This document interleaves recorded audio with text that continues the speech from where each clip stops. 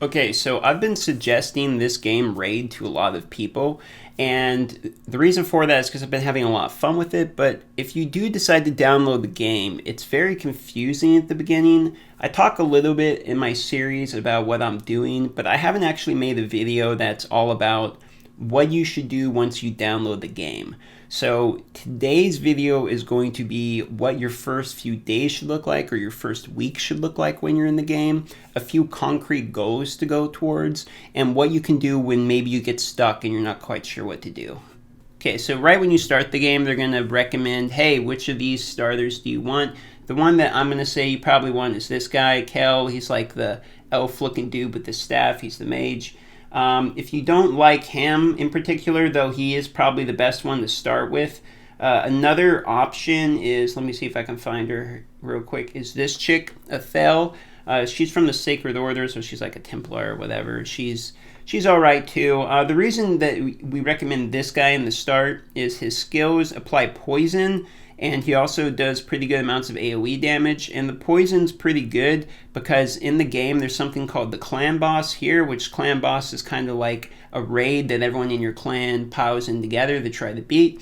And the Kel guy does a lot of damage at the raid boss because poison and HP burn and things that do like percentage damage do large chunks of damage to the bosses. And for that reason, that's typically why people start with him. Okay, so you just started the game and now you're wondering, what should I do? Well, if you're ever in a situation where you're not sure what to do right now, you're always going to fall back to this, which is your progress missions. This can be found on the front screen in the bottom left corner, right where it says missions. You click on that, and this is going to give you a general overarching decision-making process for you, where it essentially says, you know, defeat 35 champions in arena, etc. Now, the reason I'm recommending doing this early is because eventually you'll hit things where it's more time-gated, like attack a clan boss 3 times and you don't have the keys for it, which I'll explain later. You get keys for waiting through the game. Or, you know, defeat 35 champions in arena, and maybe you're doing arena and you can't quite beat the teams you see, so you have to wait so you can use your refresh to find a team that might be more suitable for you, or things of that nature, okay? So I recommend starting with the missions, because eventually you're going to hit something where it's like, well, I can't do that right now. I'm going to need to progress more in the game. I can't beat that dungeon mission or something of that nature. And then you can go back and do other things. Okay, so let's talk about some other overarching goals that you can have. One, we were talking about farming champions earlier, and let me start explaining that to you, okay? Now, eventually you're going to get to the point where you're going through these missions, as I was saying, and you either just get bored of doing the missions, or you want to do something else, or you, let's say you pull a really good character. In my case, I pulled this character here, Ray, or you happen to get like an epic you really like, and you just want to work on that character. Well, for those reasons, you're going to want something called a farming character. This is where you're going to see tons and tons of people recommend Executioner. Now, Executioner is a farming character, and let me explain what that means. A farming character is a character that typically can solo missions that give large amounts of experience by himself, typically campaign missions, meaning you will take one character, you're going to go to a campaign mission. For me right now, my farming level is hard mode, stage 6, or place 6, stage 3, this shield one right here. And what you do is you go in, you take your best character, and you can notice I was doing this already. You put your best character in the lead spot there, and then you just put in 3 other low-level uncommons or something, and you level those up to use as food. I will explain food once I'm done explaining the farming characters. So because of that reason, you want one character that's very strong and that is very good at clearing the campaign missions by themselves. That way you have 3 additional spots to put other characters just to sit there and essentially leech the experience, and you have your main character doing all the heavy lifting while you're leveling the other characters. Now we're going to need to explain to you why would we want to be leveling other characters, and let me explain what food is. So food is essentially the idea of, if you have characters, like if we go to champions here, and you want to upgrade a character, like let's say you do get the Executioner, and I'll show you how to get the Executioner after this.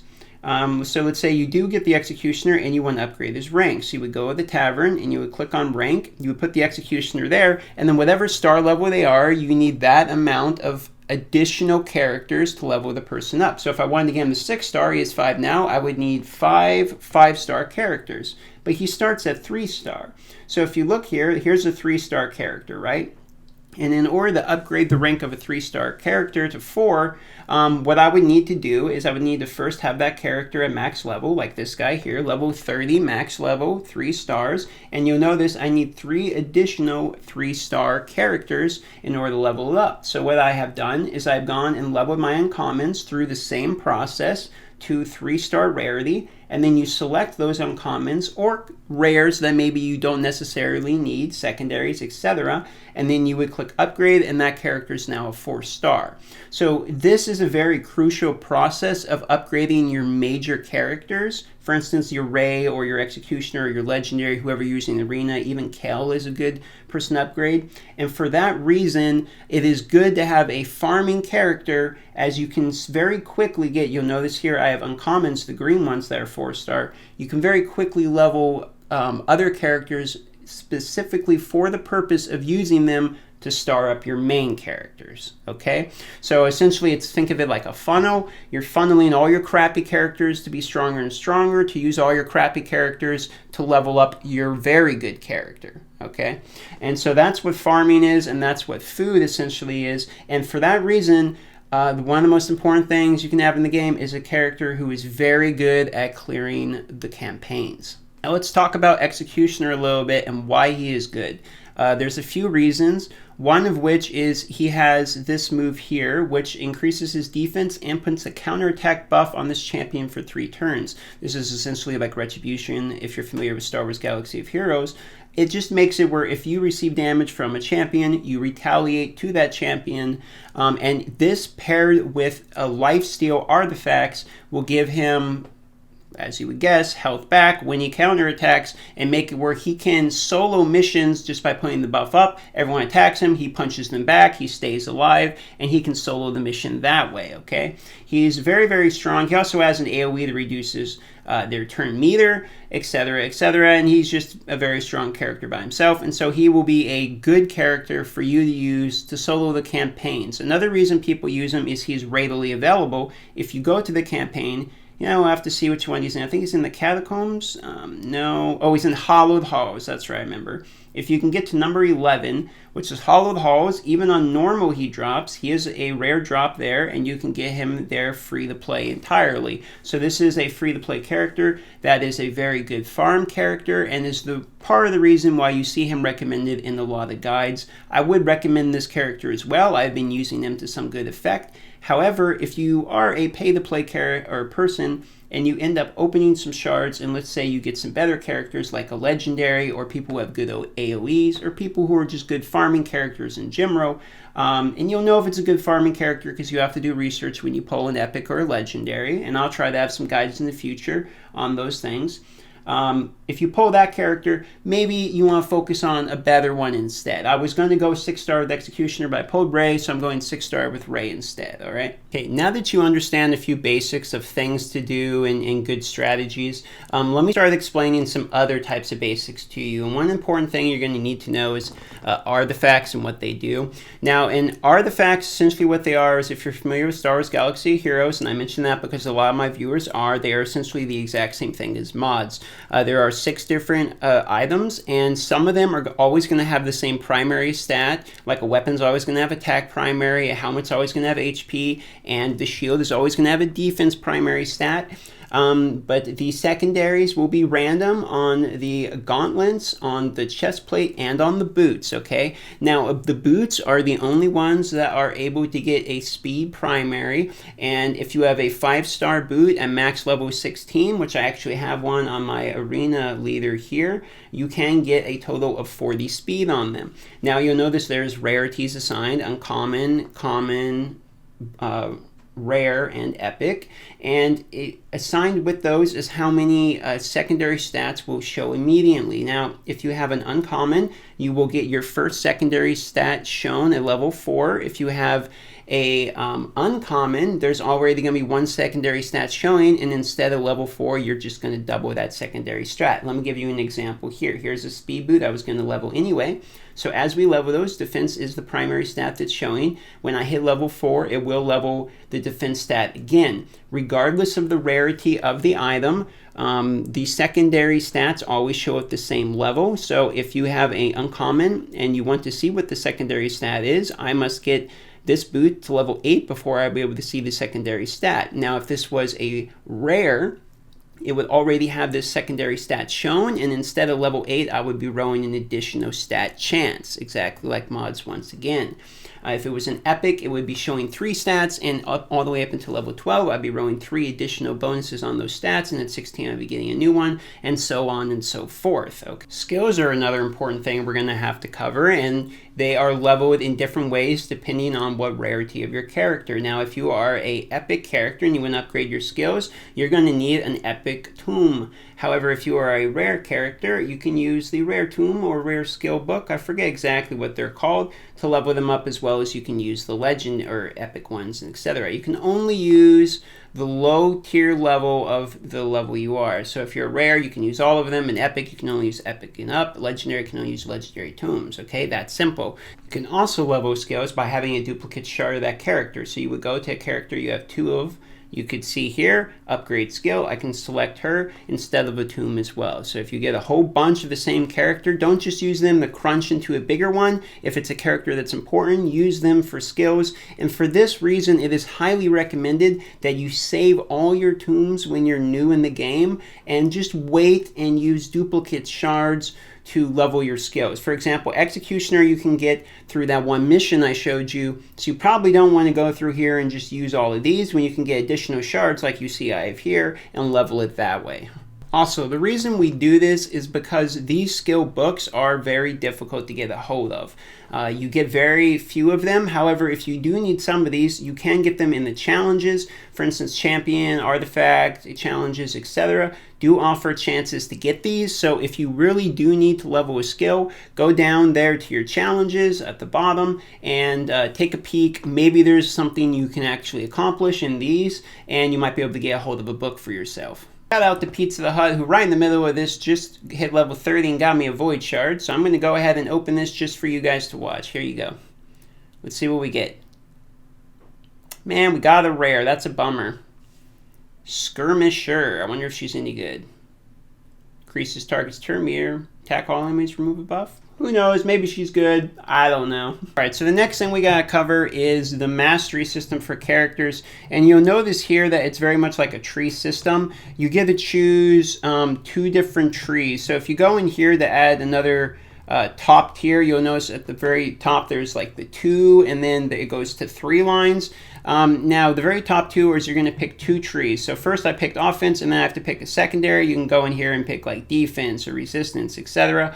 And in order to do this, you have to get the scrolls. And you get the scrolls by, if you go to battle, you go to dungeon, you attack the Minotaur's lair right here, Minotaur's labyrinth. You get these, you get a random amount of scrolls. They go to a random person that was within the battle that completed it.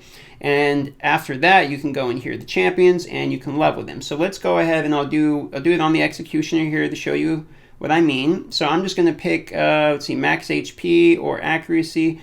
Let's just go ahead and go with accuracy. So I'm going to unlock it.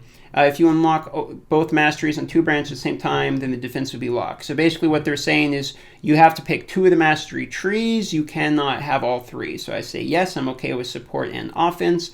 And then if I wanted more, I would have to have more scrolls. You see 30 for the next one down, etc., etc., okay? So it's a pretty easy system. Get scrolls, use them to get masteries, pick the build you want, all right? It's that easy. The other thing is don't fret about it, because you can hit the reset button and the champion's masteries will be completely reset and all used scrolls will be returned. Reset for free, okay? You can go and you can put it right back on there, so it's not really a big deal if you mess up. The one thing to keep in mind is if you go to reset the second time with a character, though, they are going to make you pay for it. So you get one free refresh and reset. I did just to show you. And then the next time you do it on that champion, it's going to cost you 150 gems, okay? Speaking of gems, it's probably a good time to cover gems and what they are, what they do. You'll notice I have 1,135 gems. Gems are essentially your pay-to-win aspect of the game. Now, you can purchase gems just by going through packs and getting a certain amount of gems with shards, like the bundle deals. You can go to the gem shop here and then use those gems to purchase things like ancient shards, clan boss keys, potions, whatever it is that you really want, I suppose. Although if I had to recommend what to use your gems on, it's always going to be ancient shards, because I believe the most important thing in this game is just getting the correct characters, because there's a lot of RNG in getting the characters, okay? That being said, I typically wouldn't recommend purchasing gems if you do decide to purchase gems with just these packs here. I would instead wait for these event flashes. You'll see these wildcard packs will show up, and they're going to give you a complete random offer of like $20 for this, $5 for this, $10 for this. Typically, they'll throw these gems in there with them, and the gems they offer are typically cheaper than like the ones in the packs you would get. So if you really do want to spend money, I would recommend waiting for the wildcard offer. Like, I'm probably going to buy this one that gives you 900 energy and 300 gems, because 350 gems is $10, so it's basically about that. Same cost, plus you get 900 energy. Yeah, it's whatever it is that the value you feel, okay? The other thing about gems is you can use them to unlock the mine. Now, you can pay 500 and you unlock it. And the gem mine essentially just slowly gives you gems for free. You can also get gems through other ways, through like doing your daily quest. I should say before I get into that, though, however, that the mine takes approximately 100 days off to pay for itself. So if you do purchase the mine, don't expect to get your 500 gems back for it's like 98 days or something like that, okay, is the math. Also, you can get through your daily quest here. You can get 10 gems a day, just like you would get free crystals in Star Wars Galaxy of Heroes, just by doing your daily quest, all right? So make sure you're doing them there. All right, so if you do have gems and you decide to purchase shards, then that's going to be ancient shards. And because of that, it's now a good time to cover shards. So what I'm going to talk about is there's mystery, ancient, void, and sacred shard. Now, there are different types of characters that can come depending on which shard you're opening. Mystery shards are always going to be common, uncommon, and rare. You cannot get above that. And they're going to be of any affinity, which we'll talk about affinities here in a moment. Now, the Ancient Shard is going to be rare, epic, or legendary, so you're not going to low roll into like a common or an uncommon. This is the most common shard type that you'll have. You'll open a lot of these. You get them through various achievements. You'll get them through, if you refer people. There's a whole bunch of ways you can get these things, okay? So you'll probably be opening these on average. Now, the Void Shard is technically like the higher tier one. It's 0.04% chance or 0.4% chance at an epic and 0.5% chance at a legendary, unlike a normal shard. And this one's like 0.1% lower or something. It's like a minute difference, but they actually have a lower chance of getting a legendary in this thing. But the reason is this is a void shard, so you're only going to get void affinity characters. And once again, we're going to cover affinity directly after this. So, and because of that reason, these shards are highly valued, because void affinity can be very useful. Sacred shard is only going to be epic and legendary. Any type of character. This is the highest tier one. It's very difficult to get these. You can see here, special shards are the most powerful champions. You can get sacred shards from promotional offers or by completing monthly quests. So make sure you do your monthly quest as well, because sacred shards are a really big deal, and you can get them just by doing your monthlies. Now, you'll probably read in guides some recommendations for you to save your shards for something called a summoning event. Now, what events are they are these events here that pop up randomly and basically tell you go do a certain thing in the game. Like right now it's training, so it's just leveling a bunch of characters. But they'll have one that's like a summoning event, which is you summon characters out of the shards basically, and you get points for it. And you get more points based upon if it's an ancient and or a void or a sacred shard, etc. So a lot of people just sit on their shards until they event, so they can just complete the event right away. And now's a good time to talk about affinity, and a good way to bring up affinity is by talking about dungeons. So in dungeons, you're going to have different affinities, and what affinity essentially is it is like the Pokemon type of the character. You know how there's like water type, fire type? That's essentially what this is. We have a rock, paper, scissors meta, and let me give you an idea of how that works. So if you click on one of these and you go to do a battle on something, you notice in the middle there, it's going to have the infinity circle, and it's going to be blue beats green, green beats red, and red beats blue, okay? So if you're a blue attacking a green, you do more damage, you're more accurate, you receive less damage, etc., and, you know, it goes all the way around the circle. Now, if you're a void character, and this is why void characters are pretty cool, you're just in the middle, okay? So you deal and receive standard damage. There is no bonuses. You're just a normal character. So if you get really good void characters, you can just build a team up of them, and no matter where, they're not going to have any bonuses, okay? Now, this can be a good or a bad thing. Obviously, you're going to want some bonuses. Like, if I know this here, I have several blue guys attacking this red guy, okay? And so for that reason, the red guy is going to deal bonus damage back to me, but my green guys that are in here are going to do bonus damage to them. You see how it said weak there? If you are weak to that type, that means you cannot crit against them. So you have a chance of rolling what's called a weak hit when you're the type of infinity that is weak to that type of person. And if you hit that weak hit, it cannot critically hit and does less damage, okay? And the same way, if you are the type that beats that type, you have a chance of rolling a strong hit, which will be a critical hit and do additional damage, okay? Very simple. If you're weak to them, you can't deal crit. If you're strong to them, you will do a crit, basically, on that type of roll. All right, so speaking of dungeons, let's cover dungeons.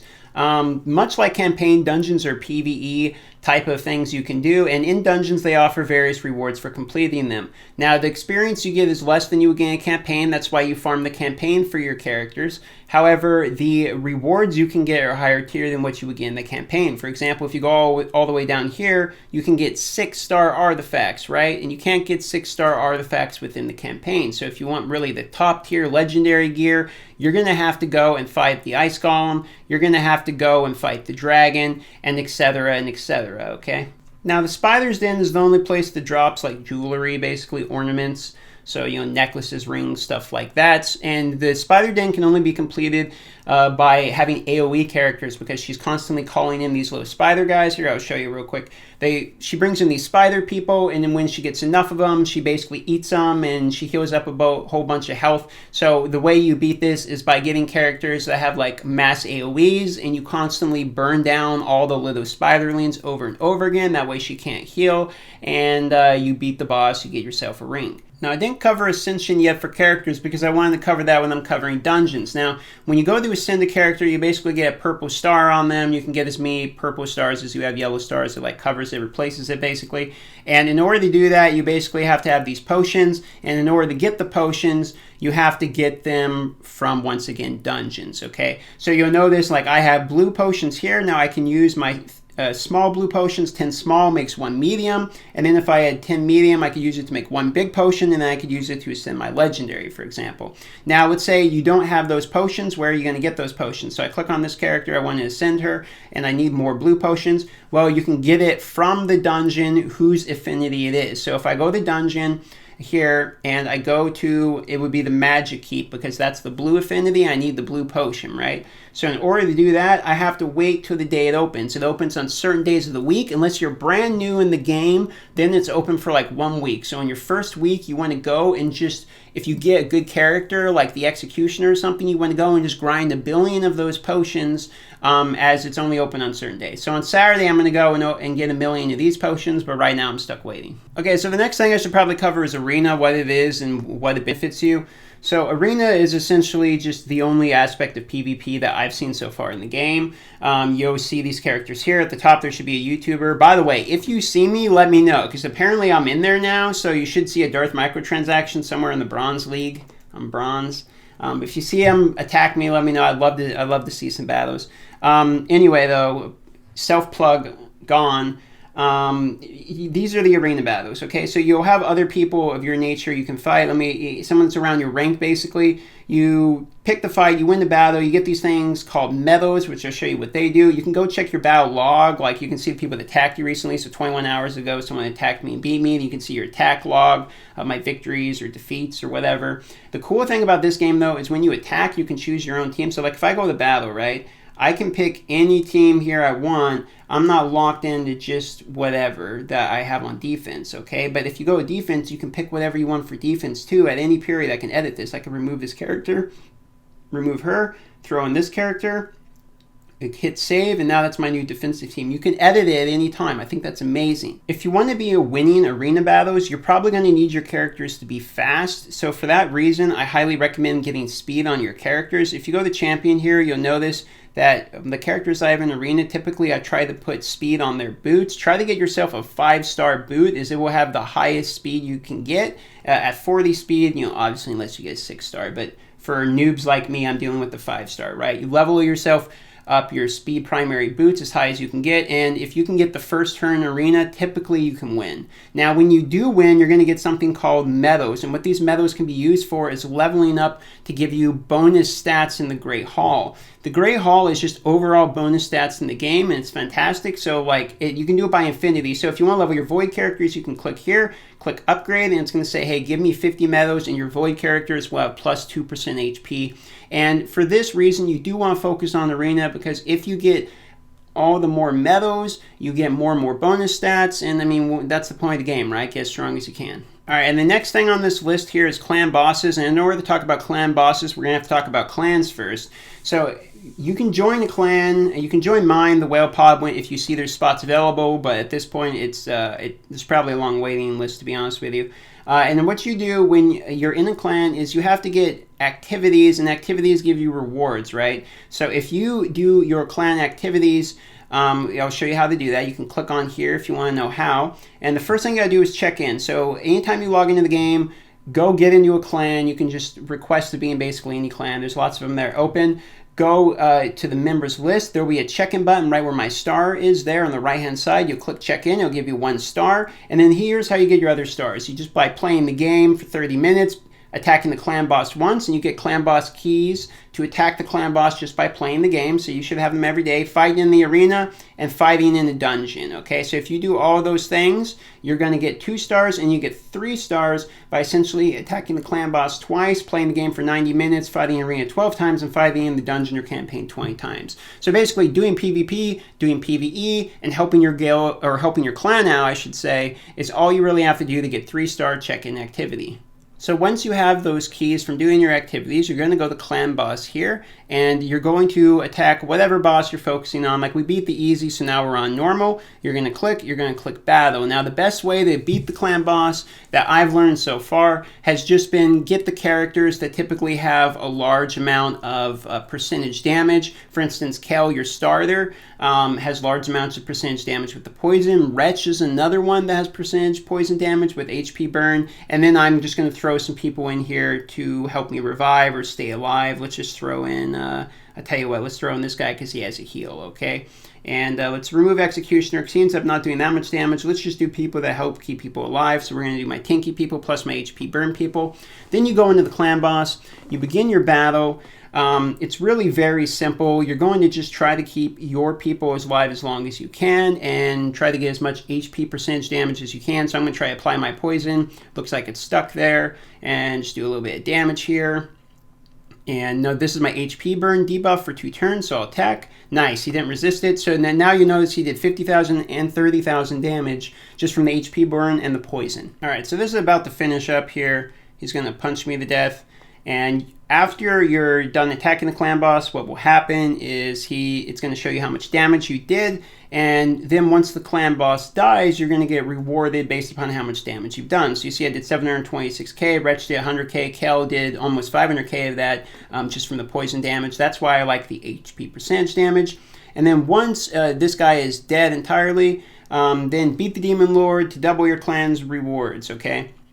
So if we beat them once within the time period, you get 1 of the rewards. If you beat them twice, then based upon the damage you've done, you can claim your rewards, okay? It's pretty much that simple. And the rewards can be pretty good. There's some pretty solid gear in there, so I'd probably recommend making sure you at least have 1 team that can do some damage. So the last thing is Faction Wars. This isn't implemented in the game yet, but essentially what this is going to be is as you complete your faction, you'll be able to do missions of like certain factions versus other factions for lore reasons, as well as you'll get some rewards and whatnot. It will give you a reason to fill out your roster instead of just having a bunch of useless characters, and is honestly going to be a pretty cool implementation because I really like just working on factions you enjoy regardless. So that's just about it. You'll notice one other thing, which is there's a tournament running, and essentially what tournaments are, I'm not sure if this is something they're going to do fairly commonly, but when I joined there was one. It basically, every now and then, they're going to run a tournament. It runs for X period of time. You do in-game activities. You gain points for that. Then based upon your rank of other people who joined at similar times, you'll get rewards paid out for that. You'll notice I got rank 1. If you can actually, I don't know if you can see, it's got this thing in the way, but I actually got rank 1 in my tournament, and they gave me like skill book, and I got like an ancient shard and stuff, so that's pretty cool. If this shows up, it might be worth paying attention to. So the last thing I'm going to cover is the referral program. I have some referrals here to show you as an example. If you have some friends, you can invite them with your own referral code. And if you do that, as they hit certain levels in the game, you'll get rewards for that. So if you have a few friends, throw them your referral code. Or if you don't want to give them your referral code, I have my own referral code that the raid people themselves gave me. It's in the description. If you download through that code, it just shows them how many people are coming to the game through me. And I don't get like a kickback or anything on that. But it looks good from them to me, and maybe down the line they'll partner with me or something. So that's basically it. To recap, if you're stuck and you don't know what to do, check the bottom of the screen, check your missions, check your quests, check your challenges, etc. See if there's something you can do there. Make sure you've hit your clan boss. And as always, you're going to want to work on your farmer. Get your executioner, if that's who you're going to go for, whoever your best farmer is. Get that person maxed as soon as possible. That way this character can farm all the way through Brutal. Your very first goal in the game should be to complete the campaign all the way through Brutal. That way you can be getting the gear that you get from the campaign as well as the experience from the campaign. And for that reason, the first thing you're going to want to do is work on your farmer. Okay guys, I hope this video helped you. A lot of time and effort went into this video. Consider subscribing if you would like to see more Raid Shadow Legends content. I also do Star Wars Galaxy of Heroes content, but if you're new to my channel and you're watching this because of Raid, I do more content on this game, and I will plan to have more guides and more information as it becomes available to me. I'd like to take the time to say thank you for watching this video today, and I hope everyone who's watching this has a great day.